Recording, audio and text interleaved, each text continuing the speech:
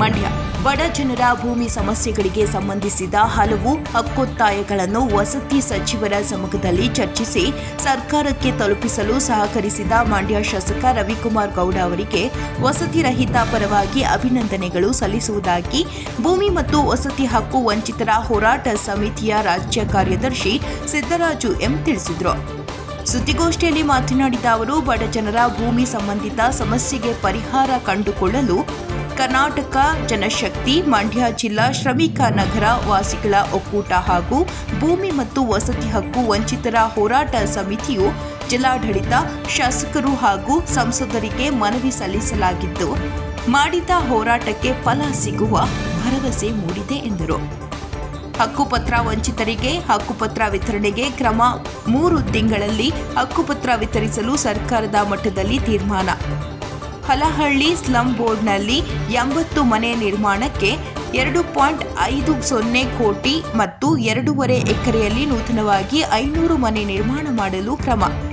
ಬಿಡಿ ಕಾಲೋನಿಯ ಕೆರೆ ಅಂಗಳದಲ್ಲಿ ನಿರ್ಮಾಣವಾಗುತ್ತಿರುವ ವಸತಿಗಳನ್ನು ವಸತಿ ರಹಿತರಿಗೆ ವಿತರಣೆ ಮಾಡಲು ನ್ಯಾಯಾಲಯದ ಅನುಮತಿ ಪಡೆದು ತೀರ್ಮಾನಿಸಲಾಗುವುದು ಎನ್ನುವುದು ಸ್ವಾಗತಾರ್ಹ ಎಂದು ಹೇಳಿದರು.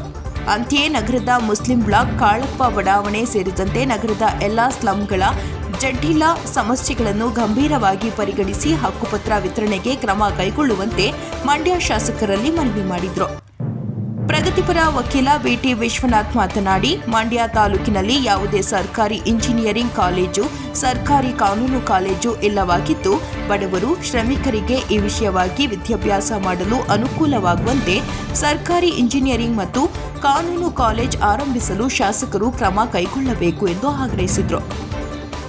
ಸುದ್ದಿಗೋಷ್ಠಿಯಲ್ಲಿ ನಗರಕೆರೆ ಜಗದೀಶ್, ಶಿವಣ್ಣ, ಲಿಂಗಮ್ಮ, ಲತಾ, ವಿಜಯ್, ರವಿ, ದೊರೆ ಇದ್ದರು.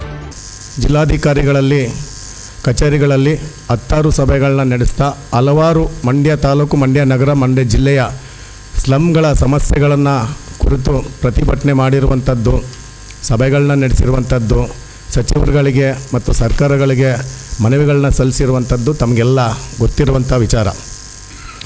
ಈ ನಮ್ಮ 16 ವರ್ಷಗಳ ಹಲವು ಸ್ಲಮ್ಗಳ ಹೋರಾಟಗಳ ಕುರಿತು, ಹಕ್ಕುಗಳ ಕುರಿತು ನಾವು ಸಲ್ಲಿಸಿದಂಥ ಮನವಿಯನ್ನು ನಮ್ಮ ಮಂಡ್ಯದ ಶಾಸಕರು ರವಿಕುಮಾರ್ ಗಣಿಗರ್ ಅವರು ವಸತಿ ಸಚಿವರಾದಂಥ ಜಮೀರ್ ಅಹಮದ್ ಮತ್ತು ಸರ್ಕಾರದ ಗಮನ ಸೆಳೆಯುವಂಗೆ ಹಲವಾರು ವಿಚಾರಗಳನ್ನ ಇಟ್ಟು ಅವರು ಮೊನ್ನೆ ಚರ್ಚೆ ನಡೆಸಿ ಮಂಡ್ಯ ನಗರ ಸ್ಲಮ್ ನಿವಾಸಿಗಳಿಗೆ ಮನೆಗಳನ್ನ ಕಟ್ಟಿಸ್ಕೊಡ್ಬೇಕು, ಹಕ್ಕುಪತ್ರಗಳನ್ನ ಕೊಡಬೇಕು ಮತ್ತು ಹೆಚ್ಚುವರಿ ಕುಟುಂಬಗಳಿಗೆ ಜಾಗವನ್ನು ಗುರುತಿಸಿ G+2 ಮಾದರಿಯ ಮನೆಗಳನ್ನ ನಿರ್ಮಾಣ ಮಾಡಿಕೊಡ್ಬೇಕು ಅನ್ನುವಂಥದ್ದು ಏನು ಮಾಡಿ ಒತ್ತಾಯ ಹಾಕಿದ್ದಾರೆ. ನಿಜವಾಗ್ಲೂ ಈ ಒಂದು ಪತ್ರಿಕಾಗೋಷ್ಠಿಗೆ ಅವರಿಗೆ ಅಭಿನಂದನೆ ಸಲ್ಲಿಸುವಂಥ ಒಂದು ಪತ್ರಿಕಾಗೋಷ್ಠಿಯಾಗಿದೆ.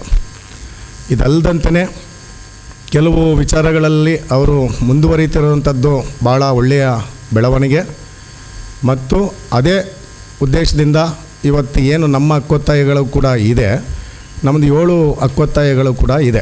7 ಹಕ್ಕೊತ್ತಾಯಗಳು ಏನಪ್ಪ ಅಂತಂದರೆ, ಮಂಡ್ಯ ನಗರ ಮತ್ತು ಮಂಡ್ಯ ಸುತ್ತಮುತ್ತ ಇರುವಂಥ ಹಲವಾರು ಸ್ಲಮ್ಗಳಲ್ಲಿ ಒಂದೇ ಕುಟುಂಬದಲ್ಲಿ 2 ರಿಂದ 3 ಕುಟುಂಬಗಳು ವಾಸ ಮಾಡ್ತಿದ್ದಾರೆ. ಆ ಜಾಗ 15-20 ಅಡಿ ಜಾಗವಾಗಿರುತ್ತೆ. ಅವರಿಗೆ ಹೊಸದಾಗಿ ಕಳೆದ 70 ವರ್ಷಗಳಿಂದ ಒಂದೇ ಒಂದು ತುಂಡು ನಿವೇಶನವನ್ನು ಕೊಟ್ಟಿಲ್ಲ.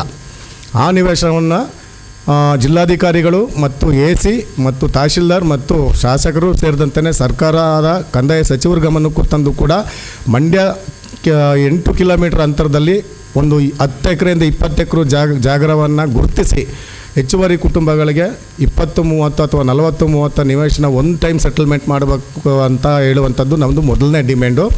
ಹಾಗಾಗಿ ಅದಕ್ಕೆ ಬದಲಾಗಿ ಇವರು G+1, G+2 ಮನೆ ಕಟ್ತೀವಿ ಅನ್ನೋದಾದರೆ ನಮಗೆ ವಿರೋಧ ಇದೆ. ಯಾಕಂತಂದರೆ ಆ G+2 ಮನೆ ಕಟ್ಟಿದರೆ 3 ಮಹಡಿಯಲ್ಲಿ ಪ್ರತಿಯೊಬ್ಬರು ಒಂದು ಕುಟುಂಬ ಹೋಗ್ತಂದ್ರೆ ಅಲ್ಲೂ ಕೂಡ 2-3 ಕುಟುಂಬ ಇರುತ್ತೆ. ಒಂದು ಈ ಸಿಂಗಲ್ ಇಂಡಿವಿಜುವಲ್ ನಿವೇಶನ ಕೊಡ್ತಂದ್ರೆ ಅವರವರೇ ಕಟ್ಕೊಳ್ತಾರೆ, ಅದು ಸಮಸ್ಯೆ ಬರಲ್ಲ ಅನ್ನುವಂಥದ್ದು ನಮ್ಮ ಮೊದಲನೇ ಡಿಮ್ಯಾಂಡು. ಆಳಹಳ್ಳಿ ಸ್ಲಮ್ ಬೋರ್ಡ್ನಲ್ಲಿ ಏನು 80 ಮನೆಗಳ ಕಾಮಗಾರಿ ಪೆಂಡಿಂಗ್ ಇದೆ, ಆ 80 ಮನೆ ಕಾಮಗಾರಿಗಳಿಗೆ 2.5 ಕೋಟಿ ರೂಪಾಯಿನ ಬಿಡುಗಡೆ ಮಾಡಿಸಿದ್ದೀವಿ ಅಂತ ಹೇಳ್ತಿರುವಂಥದ್ದು ಸ್ವಾಗತಾರ್ಹ ವಿಚಾರ ಶಾಸಕರಿಗೆ. ಮತ್ತು ಅಲ್ಲೇ 2.5 ಎಕರೆ ಜಾಗದಲ್ಲಿ 500 ಮನೆಗಳನ್ನ ಕಟ್ತೀವಿ ಅನ್ನುವಂಥದ್ದು ಹೇಳಿದ್ದಾರೆ. ಆದರೆ ಈ 500 ಮನೆ ಯಾರು ಕಟ್ತಿರೋಂಥದ್ದು ಕೂಡ ಸ್ಪಷ್ಟತೆ ಇಲ್ಲ ಅನ್ನುವಂಥದ್ದು ಕೂಡ ಒಂದಿದೆ. ಕೆರೆ ಅಂಗಳದಲ್ಲಿ ಈಗಾಗಲೇ 9 ವರ್ಷಗಳಾಗಿದೆ ಕಟ್ಟಿ. 532 ಮನೆ 9 ವರ್ಷಗಳಾಗಿದೆ ಕಟ್ಟಿ, ಯಾರಿಗೂ ಹಂಚಿಕೆ ಮಾಡಿಲ್ಲ.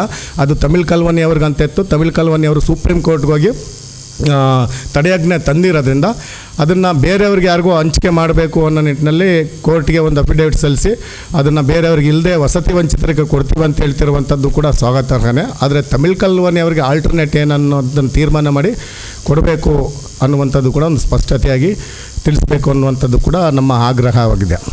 ಮತ್ತು ಇನ್ನೂ ಜ್ವಲಂತ ಸಮಸ್ಯೆ ಏನಪ್ಪ ಅಂತಂದರೆ 2013-14ನೇ ಸಾಲಿನಲ್ಲಿ ಕಾಳಿಕಂಬದ ಸ್ಲಮ್ ವಿಚಾರವಾಗಿ ಹೈಕೋರ್ಟ್ ಆದೇಶ ಜನರ ಪರವಾಗಿ ಬಂತು. ಅದಾದ ನಂತರ 2018ರಲ್ಲಿ ಮತ್ತೆ ಕೋರ್ಟ್ಗೆ ಹೋದರು. ರಾಜೀವ್ ಆವಾಸ್ ಯೋಜನೆಯಲ್ಲಿ ಅವ್ರಿಗೂ ಕೂಡ 38 ಮನೆಗಳಾಗಿದೆ. ಆದರೆ ಇವತ್ತಿಗೂ ಕೂಡ ಅದು ಕೋರ್ಟ್ ಕೇಸ್ನಲ್ಲಿದೆ. ಆ ಕೇಸ್ನ ವಿತ್ಡ್ರಾ ಮಾಡ್ಕೊಳ್ತಾ ಇಲ್ಲ. ಆ ಜನಗಳು ಅತಂತ್ರ ಪರಿಸ್ಥಿತಿಯಲ್ಲಿದ್ದಾರೆ.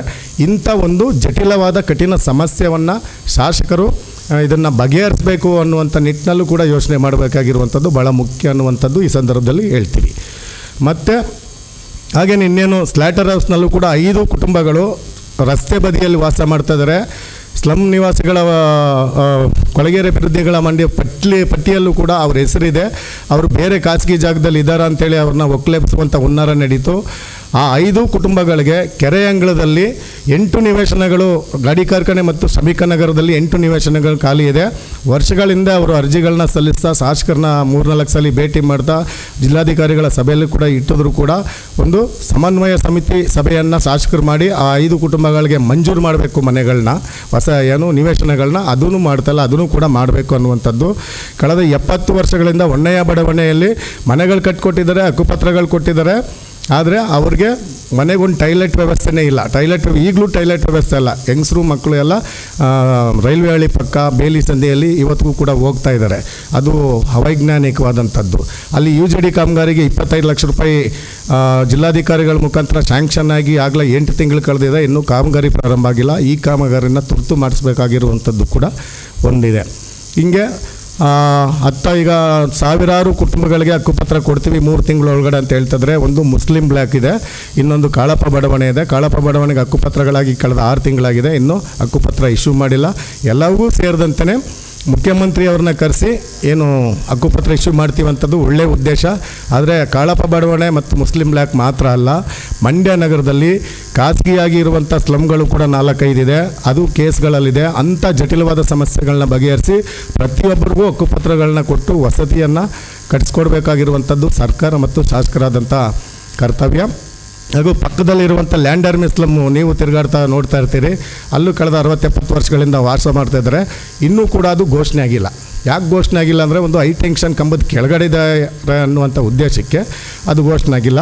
ಮತ್ತು ಇನ್ನು ಕೆಲವು 8 ಗುಂಟೆನೋ 10 ಗುಂಟೆನೋ ಖಾಸಗಿಯವ್ರ ಹೆಸರಲ್ಲಿದೆ ಅನ್ನುವಂಥದ್ದಕ್ಕೂ ಅದು ತಡೆ ಹಿಡಿದಿದ್ದಾರೆ. ಮತ್ತು ಕೆಲವು ಜಾಗ PS ಕಾಲೇಜಿಗೆ ಸೇರಬೇಕಾಗಿದೆ ಅನ್ನುವಂಥದ್ದು ಕೂಡ ಈ ರೀತಿ ಗೊಂದಲ ಮತ್ತು ದ್ವಂದ್ವ ಇದೆ.